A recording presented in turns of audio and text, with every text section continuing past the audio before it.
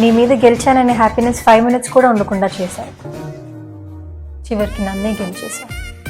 ఏమై చేసావురా బండోడా. ఇంత మంచోడివి ఆ రోజు పెన్సిల్ ఎందుకు ఇవ్వలేదురా? ఒక్క నిమిషం. ఎక్కడుంది ఎక్కడుంది ఎక్కడుంది?